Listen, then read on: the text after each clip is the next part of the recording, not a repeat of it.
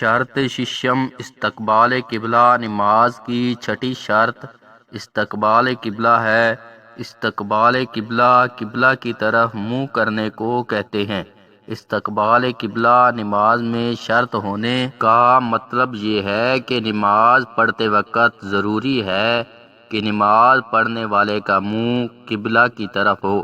اس کے ضمن میں ضروری ہے کہ ہم یہاں تاریخ قبلہ کو بھی وضاحت کے ساتھ بیان کر دیں، لہٰذا اس کو بیان کیا جاتا ہے۔ تاریخ تعویل قبلہ: خانہ کعبہ کو حضرت ابراہیم علیہ السلام اور حضرت اسماعیل علیہ السلام نے بنایا تھا،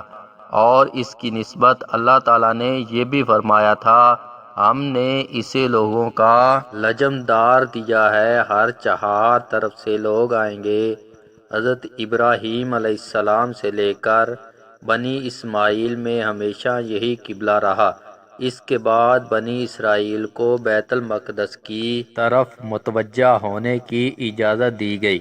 کیونکہ حضرت مسیح بنی اسرائیل کے لیے نبی تھے اور خود بھی انہی کی اولاد میں سے تھے، اس لیے وہ بیت المقدس کو بیت اللہ سمجھتے رہے۔ لیکن بنی اسماعیل کا میعاد اور قبلہ جس طرح چلا آتا تھا ویسے ہی چلا آیا۔ بعد ازاں جب ختم پیغمبران سرور کائنات صلی اللہ علیہ وسلم مبعوث ہوئے تو اس وقت دو قبلے تھے، بنی اسرائیل کا قبلہ بیت المقدس اور بنی اسماعیل کا خانہ کعبہ، مگر کیونکہ وہ زمانہ کفر و شرک کے تسلط و اقتدار کا تھا، چنانچہ خانہ کعبہ میں 360 بت رکھے ہوئے تھے۔ اس وجہ سے آن حضرت صلی اللہ علیہ وسلم نے اپنی رائے اجتہاد سے بیت المقدس کو اپنا قبلہ قرار دیا، مگر آپ صلی اللہ علیہ وسلم خانہ کعبہ کی بزرگی سے بھی اچھی طرح واقف تھے، اس لیے آپ اسے پشت دے کر نماز نہ پڑھتے تھے۔ البتہ جب مدینہ منورہ میں تشریف لے گئے تو مجبور ہوئے اور خانہ کعبہ کی طرف پشت کرنی پڑی۔ اسی وجہ سے بعض لوگوں نے سمجھا کہ جب تک آپ مکہ میں رہے تو خانہ کعبہ کی طرف متوجہ رہے، اور جب مدینہ منورہ میں تشریف لائے تو اس وقت بیت المقدس کی طرف متوجہ ہوئے، اور 17 مہینے کے بعد پھر خانہ کعبہ کی طرف متوجہ ہوئے۔ حالانکہ تعویل صرف ایک ہی مرتبہ ہوئی، یعنی بیشتر آپ بیت المقدس کی طرف متوجہ ہوتے تھے، پھر مدینہ آ کر چند ماہ بعد کعبہ شریف کی طرف متوجہ ہونے کا حکم ہوا۔ فقط یہی ایک تغیر معلوم ہوتا ہے، مگر در حقیقت یہ بھی کوئی تغیر نہیں، کیونکہ بیت المقدس کی طرف متوجہ ہونے کا حکم نہیں ہوا تھا کہ یہ کہا جائے کہ پہلے وہ حکم ہوا تھا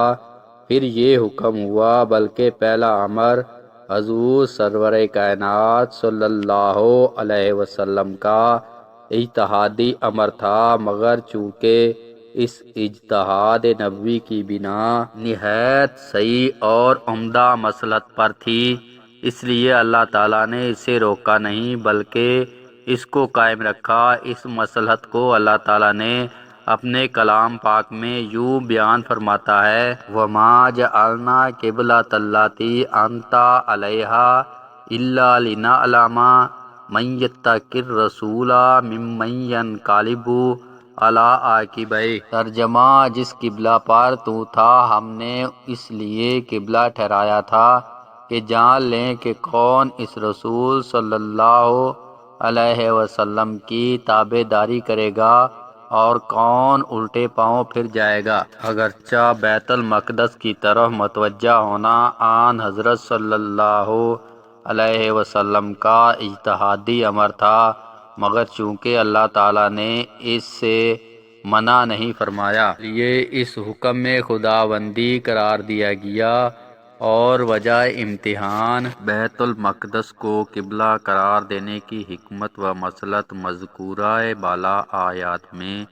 اللہ تعالیٰ فرماتا ہے، ہم نے بیت المقدس کو اس لیے قبلہ قرار دیا تھا کہ اپنے رسول کے تابع داروں کو معلوم کریں۔ سو اس امر کی تفصیل سنیے کہ یہ کیوں کر ایمان و امتحان کی دلیل ٹھہرا۔ اہل عرب خانہ خدا کی انتہائی عزت و عظمت کرتے تھے اور آن حضرت صلی اللہ علیہ وسلم تو سب سے زیادہ عظمت کرتے تھے، مگر باوجود اس کے اس کو قبلہ قرار نہیں دیتے۔ یہ امر عرب والوں پر نہایت شاق و ناگوار گزرتا تھا، لیکن انہوں نے باوجود اس ناگواری کے محض اتباع رسول صلی اللہ علیہ وسلم کے جذبہ سے بسروع چشم قبول کیا، اور یہ امر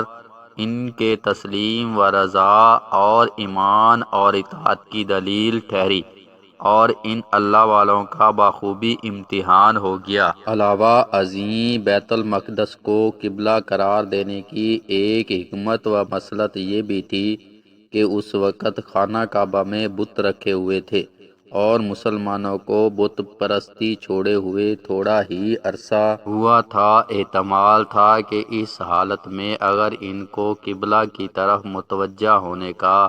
حکم دیا جاتا، اللہ کی عبادت میں بتوں کا تصور آ جاتا۔ اس احتمال و خدشہ کی بنا پر حضور سرور کائنات نے باوجود بنی اسماعیل ہونے اور ملت ابراہیمی رکھنے کے بیت المقدس کی طرف متوجہ ہونے کا حکم دیا۔ جب یہ احتمال و عذر جاتا رہا اور خدا پرستی مسلمانوں کے دل و دماغ میں راسخ ہو گئی،